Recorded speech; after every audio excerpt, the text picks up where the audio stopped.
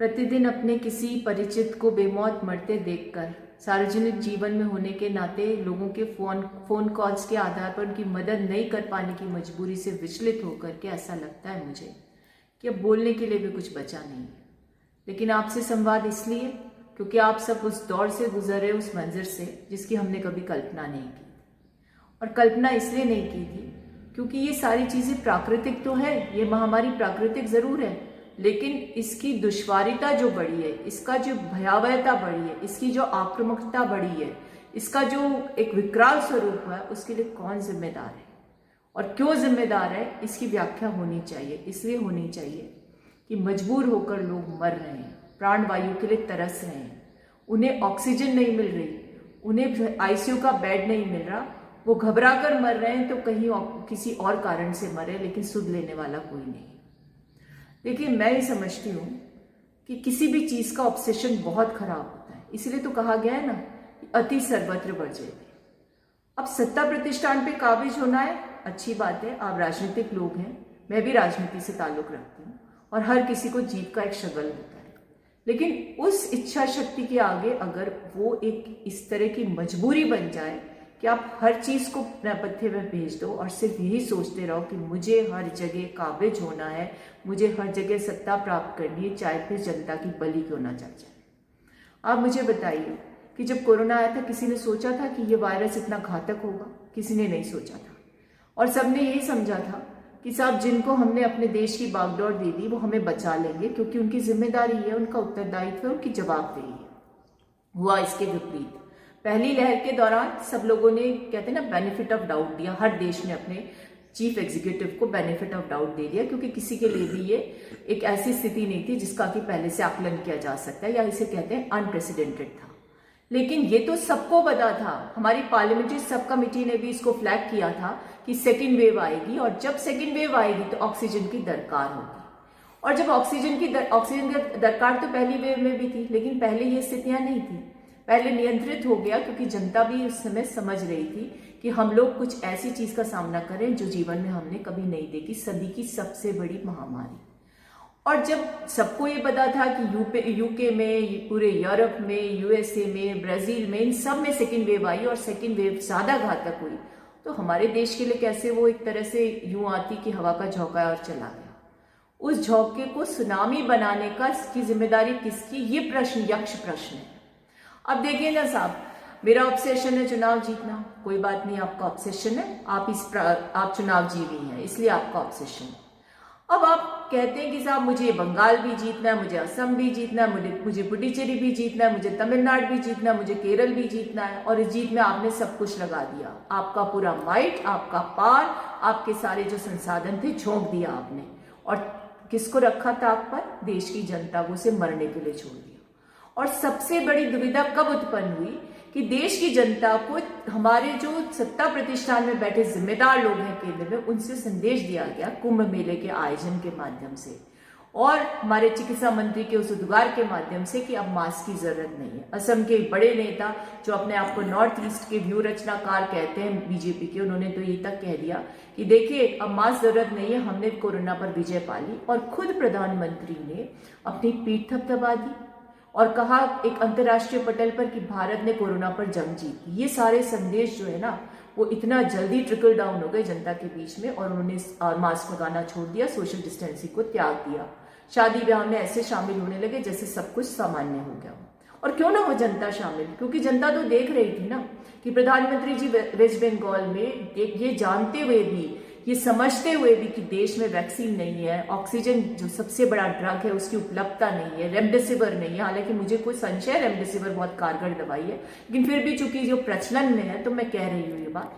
वहाँ गदगद हो गए सभा में, लोगों को देखकर बोले इतनी भीड़ तो मैंने आज तक नहीं देखी, और गदगद भाषा में उन्होंने जो उच्चारण किया उसका दुष्परिणाम ये निकला कि पंचायत के चुनाव उत्तर प्रदेश में बहुत सारे शिक्षकों के जीवन को लील गए। आज एक पुलिस अधिकारी, आईपीएस अधिकारी युवावस्था में बलि चढ़ गया कोरोना की। अब जिम्मेदारी कौन लेगा उसकी? वो योगी जी जो अपने आप को योगी जी कहते थे, पश्चिम बंगाल में जाकर के क्या कहते थे? बस 2 मई दीदी गई और उसके बाद टीएमसी को सबक सिखाना है। और ये सारी चीजें कह करके divisive politics as a prize fighter के तौर पर इन्होंने प्रचलित कर दिया। यानी कि एक जो होता है ना बॉक्सिंग करने वाला आदमी, वो ये सोचता है आज इसको तो कूट करके खत्म करके ही जाना है, ऐसी भावनाएं जनता में भर दी। आपको ध्यान होगा 2014 का वो मंजर, से पहले का वो मंजर, जब 1 रुपए 2 रुपए पेट्रोल डीजल पर बढ़ते थे अंतर्राष्ट्रीय कीमतों के आधार पर, तो यही वो लोग हैं जो स्वांग रचने में माहिर लोग हैं, प्रपंच रचने में, ढोंग रचने में माहिर लोग हैं, सड़कों पर उतरकर जनता की भावनाओं के साथ खिलवाड़ करते हुए इतना बड़ा प्रपंच रचते थे। वही लोग आज कोरोना की इस महात्रासदी में चुनाव हारने के बाद अपने राष्ट्रीय अध्यक्ष के नेतृत्व में पूरे देश में धरना प्रदर्शन कर रहे हैं। ये धरना प्रदर्शन क्या होता है? ये धरना प्रदर्शन जनता को संदेश है कि यदि आपकी कोई बात नहीं मानी जा रही तो आपको स्वीकृति है लोकतांत्रिक रूप से कि आप धरना प्रदर्शन कर सकते हैं। लेकिन सिर्फ ये स्वीकृति किनको है? जो मोदी जी के साथी हैं, देश के प्रधानमंत्री के अनुगामी है, और वो लोग जो ऑक्सीजन की दरकार के लिए या उसकी मांग के लिए आवाज उठाना चाहते हैं, उनके खिलाफ राष्ट्रद्रोह के मामले दर्ज हो रहे हैं। उत्तर प्रदेश तो इसमें अग्रणी है ही है, लेकिन मध्य प्रदेश के भी हालात ठीक नहीं है। वही भाजपा शासित राज्य है जहां मैन्युफैक्चर्ड मैंडेट के आधार पर सरकार बनी। पहले लॉकडाउन इसलिए विलंब से लगा क्योंकि वहां कांग्रेस की सरकार गिरानी थी, मैं आपको याद दिलवा रही हूँ। और वहां पर एक महिला यदि मदद करती है, टैक्सी ड्राइवर ऑक्सीजन उपलब्ध करवाता है, तो उनको बंद कर दिया जाता है थाने में ले जाकर, पुलिस स्टेशन में ले जाकर के। ये स्थितियां क्यों है इस देश में? क्योंकि सच्चाई का सामना करने की क्षमता उन बाहुबलियों के पास नहीं जिनके पास प्रचंड जनादेश है। अब देखिए, जनादेश का तात्पर्य यह होता है कि जनता ने आपके अंदर विश्वास व्यक्त कर लिया, आपको सब कुछ सुपुर्द कर दिया। अब आप जिम्मेदार हैं कि उस जनता को कैसे सुरक्षित रखना है। उस जनादेश का दुरुपयोग करते हैं, उसको वेपनाइज कर लेते हैं अपने मतलब के हिसाब से। और यदि कोई आपको याद दिलाना चाहता है कि अमुक अमुक आपके दावे थे, आपके वादे थे, आपकी जिम्मेदारी है, तो वो राष्ट्रद्रोही हो जाता है, या फिर उसके खिलाफ किसी ना किसी धारा के तहत आप कार्रवाई करना चाहते हैं। अब मुझे बताइए कि ये स्थितियां क्यों उत्पन्न हुई इस देश में जिसको सबसे बड़ा लोकतंत्र कहा जाता है।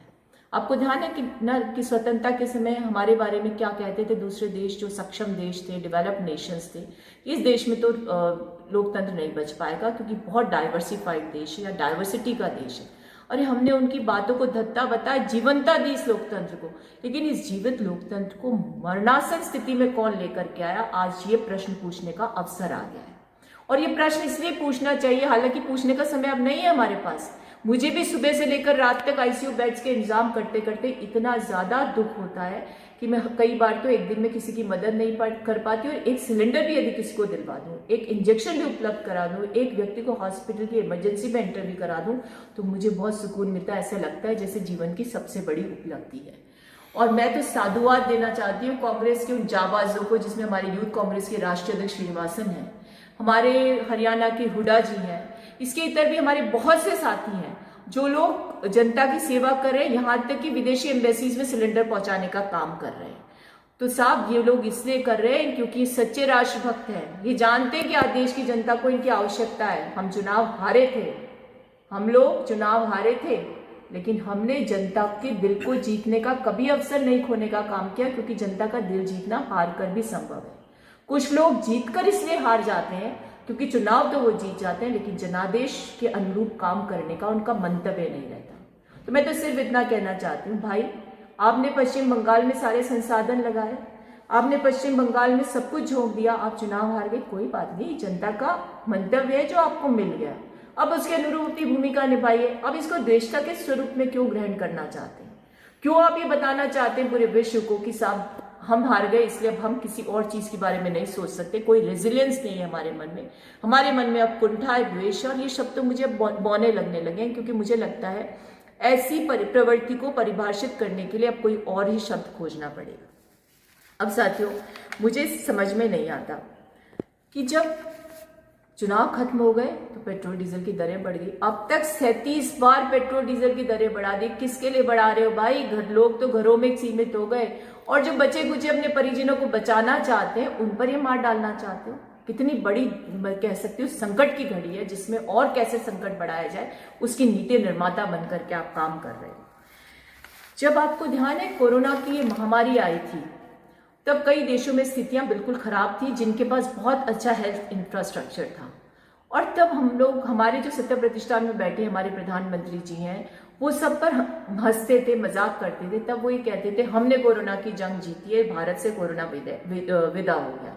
लेकिन शायद वो भूल गए थे कि ये जो उतावलापन है, या यूं कह सकते हैं जो आपका एक तरह से बहुत जल्दी किसी चीज की उद्घोषणा करने की जो एक प्रवृत्ति है, उसने जनता को फिर से खाई में धकेलने का काम किया। आज पूरा विश्व आप पर हंस रहा है।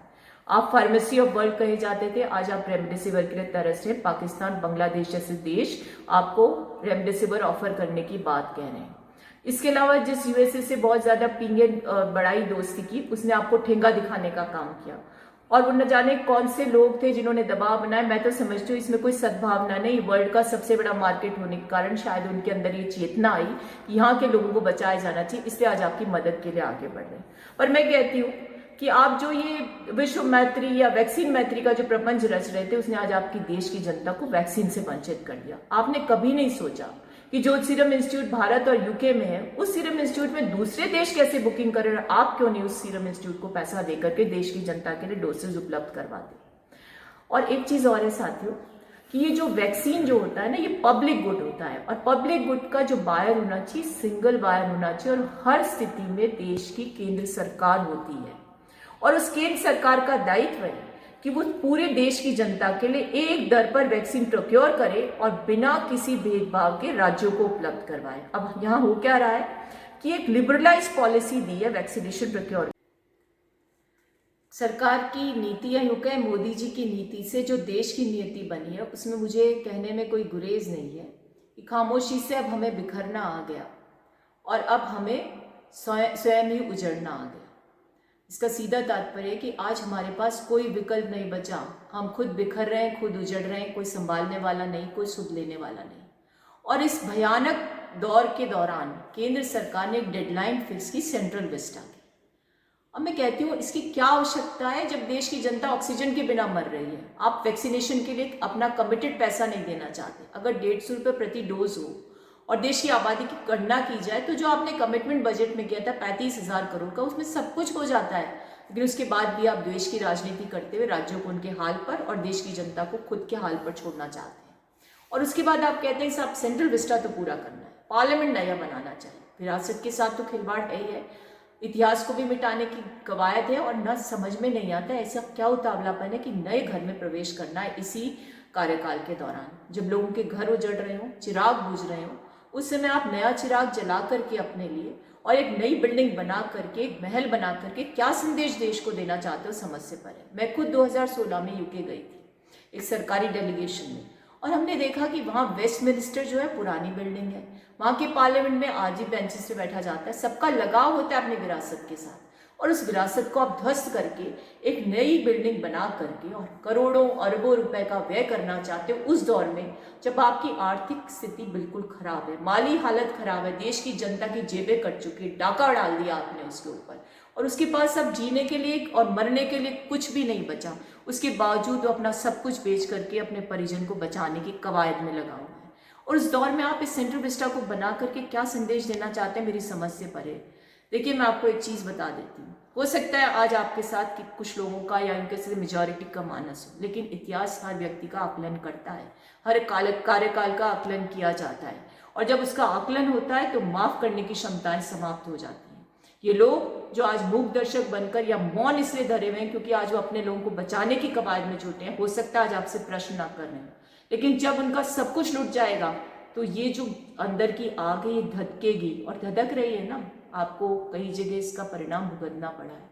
यूपी के पंचायत इलेक्शन से विपरीत हवा भई, योगी जी करते रहे, लेकिन पता चला कि योगी जी ने महिलाओं की असमत बचाने में कोई सहयोग नहीं दिया, बल्कि असमत लूटने वालों को संरक्षण दिया। वेस्ट बंगाल में आपने देख ही लिया, अन्य राज्यों में जो आपकी आंखें गड़ी थी वहां पर भी जनता ने आपको धत्ता बता दिया। तो दिख ही रहे हैं, आपको संकेत मिल ही रहा है। अपनी महत्वाकांक्षा को कम कीजिए, देश की रेजिलियंस को बढ़ाने का काम करिए, जनता के प्रति सद्भावना उत्पन्न करिए, उनकी सुध लेने का काम करिए। ये जनता कभी माफ नहीं करेगी, ये जनादेश का दुरुपयोग होता रहा, जनता की अनदेखी होती रही। इसी आपसे करबद्ध निवेदन है, आप आज चीफ एग्जीक्यूटिव ऑफ इंडिया हो और आपकी फोटो यदि वैक्सीनेशन की उस पर लगाई जाती है सर्टिफिकेट पर, जिसके आप अधिकारी नहीं हो, क्योंकि हर काम राष्ट्रपति के नाम से होता है, रिपब्लिक है हमारा देश, उस पर आपने अधिरोपित की है, तो भाई अब आपकी जिम्मेदारी भी बनती है कि देश की जनता को वैक्सीन उपलब्ध करवा करके निःशुल्क, जो एक पब्लिक गुड है, उसके प्रति अपनी जिम्मेदारी निभाइए। जनता को खाने की सुविधा दीजिए, उसके मरते परिजन को बचने की सुविधा दीजिए, उसे प्राण वायु दीजिए, उसे ऑक्सीजन की दरकार है। आज कोविड से कोई नहीं मरा मोदी जी, आज लोग मर रहे हैं ऑक्सीजन की कमी से। अगर ऑक्सीजन उपलब्ध होगी लोग जी जाएंगे। मैंने देखे हैं बहुत से ऐसे केसेस जो सैचुरेशन 50 पर आते हैं और ऑक्सीजन समय पर मिलती है तो 2 दिन बाद स्वस्थ होकर घर चले जाते हैं। इससे किसी के जीवन को इस तरह छीनने का जो काम हो रहा है उसमें आप आग में घी डालने का काम मत करिए। ये देश की जनता यदि आपको ऊंचा चढ़ा सकती है तो आपको सिर माथे पे बिठा सकती है तो आपको गिराने में भी देर नहीं लगाएगी। और किसी की जो बद्दुआ होती है ना और किसी की आह जो होती है उसकी अगर अनदेखी की जाती है तो ये मानवता के प्रति सबसे बड़ी कह सकते अनदेखी है और मैं समझती हूँ मानव नहीं होने का सबसे बड़ा अवगुण है।